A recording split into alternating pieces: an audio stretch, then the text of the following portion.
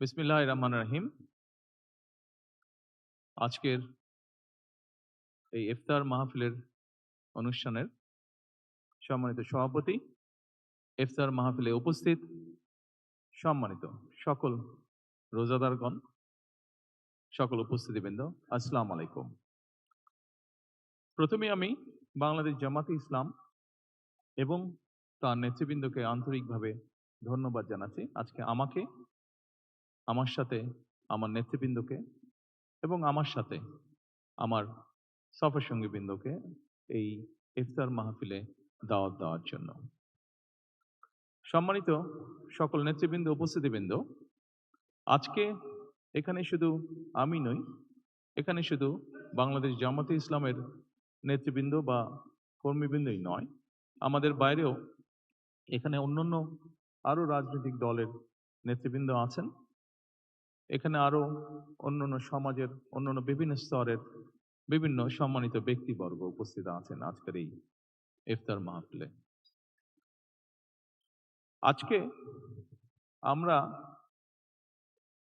একটি গুরুত্বপূর্ণ সময় সকলে এখানে একত্রিত হয়েছি। দেশের একটি গুরুত্বপূর্ণ সময়। কিছুদিন আগে দেশে নির্বাচন হয়েছে। এই নির্বাচনের মাধ্যমে গণতন্ত্রের যাত্রা শুরু হয়েছে।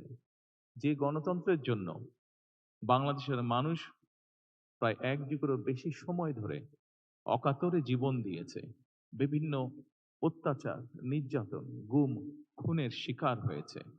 এত ত্যাগের বিনিময়ে আমরা আজকের এই গণতন্ত্রের যাত্রা, যেটি সূচনা হচ্ছে বা হয়েছে নির্বাচনের মাধ্যমে, সেটির সুযোগ পেয়েছি। এই ত্যাগের মাধ্যমে, এই আত্মত্যাগের মাধ্যমে হাজারো মানুষের অত্যাচার, লক্ষ মানুষের নির্যাতনের মাধ্যমে আমরা আমাদের বাক, ব্যক্তি স্বাধীন গণতান্ত্রিক অধিকার চর্চার সুযোগ আমরা ফিরে পেয়েছি।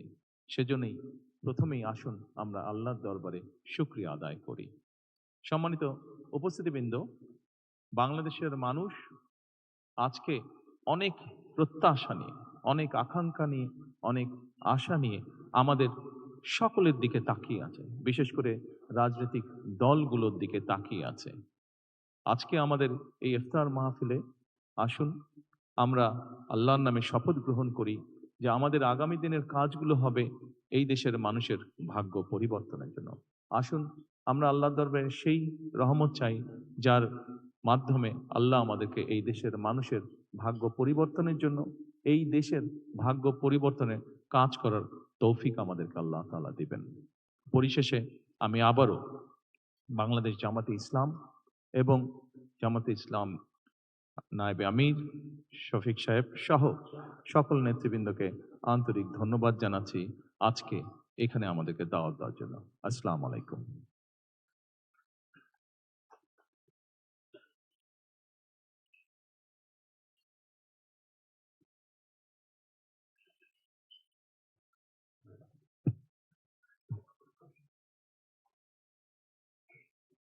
আলহামদুলিল্লাহ।